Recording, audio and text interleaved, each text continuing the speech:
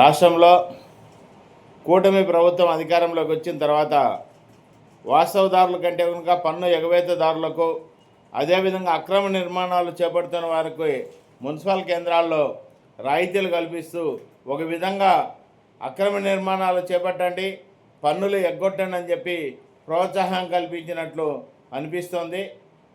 ఇప్పుడు సకాలంలో ఇంటి పన్ను చెల్లించిన వారికి ఏదన్నా రాయితీ కానీ, అడ్వాన్స్గా పన్ను చెల్లించిన వారికి రాయితీ ఇవ్వడంలో సమంజసం ఉంది. కానీ పన్నులు చెల్లించకుండా మున్సిపాలిటీకి ఎగ్గొట్టి బకాయిలు ఉన్న వాళ్ళకి మాత్రం ఈరోజు 50% వడ్డీలో రాయితీ కల్పిస్తామని చెప్పి 31 మార్చి నాటికి కట్టమని చెప్పి ప్రకటన చేస్తుంది.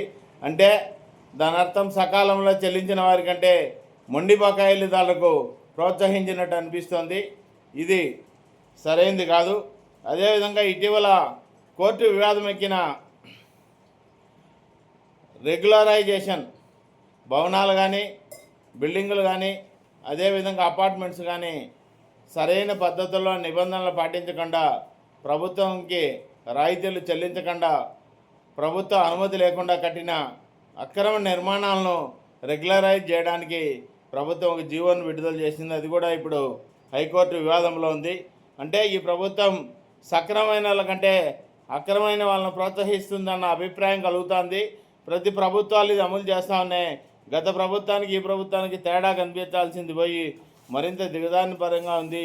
ఇది సామాన్య ప్రజానికాల్లో రెగ్యులర్గా పన్ను కట్టే వాళ్ళల్లో అందరికి కూడా ఇది ప్రభుత్వం పన్ను ఎగ్గొట్టేదారులకు అక్రమ నిర్మాణాలు చేపట్టే వరకు సహకరిస్తుందన్న అభిప్రాయం కలుగుతుంది. ఈ అభిప్రాయం కలగకుండా ఉండేదానికి ప్రభుత్వం వాళ్ళ మీద కఠిన చర్యలు తీసుకొనైనా పన్నులు వసూలు చేసి ప్రభుత్వం ఆ విధంగా చర్యలు తీసుకోవాలి. కానీ ఇలా రాయితీలు ఇవ్వడం సరైనది కాదన్న అభిప్రాయాన్ని రెగ్యులర్గా పన్ను కట్టే పట్టణ సిటిజన్స్ తమ అభిప్రాయాన్ని వ్యక్తం చేస్తున్నారు.